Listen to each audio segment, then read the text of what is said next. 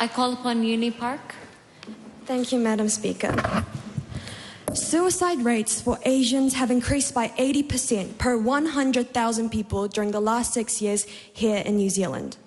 Yet the government is still relying on 19-year-old research to inform their approach to dealing with Asian mental health, with no intention of updating this research despite noticing these critical statistics.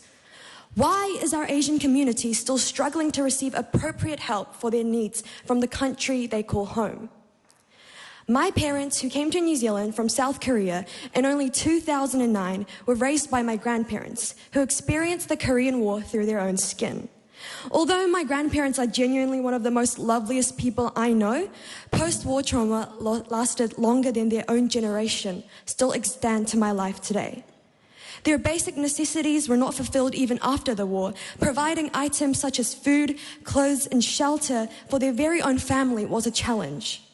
The historical hardships our elders had to experience prevented the concept of mental illness being widely accepted, nor even known in the Asian culture.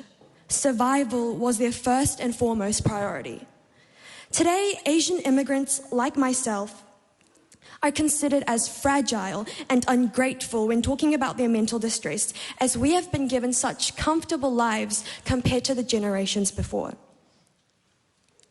These characteristics of Asian households have caused stigma around mental health, creating a generational divide within families, especially preventing Asian youth from seeking help and discussing their mental health openly. In fact, a survey done by AFS last year found that 98.7% of Asians believed that the public holds negative stereotypes against people with mental illnesses, which suggests why the numbers of Asian people engaging in mainstream health services in New Zealand for help are so low. However, unlike other ethnicities, there is no specific mental health strategy to address the rising mental health and suicides in our Asian community in New Zealand.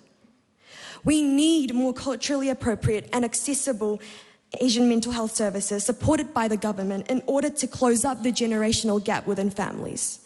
We need more clinicians who are more culturally and linguistically capable, able to understand the specific cultural complexities only Asian immigrant households have.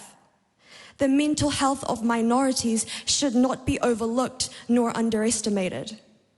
Our elders, youth, and children all deserve to be cared for in Aotearoa, the place that they might have not been born to call home, but the place they surely chose to call home. Thank you.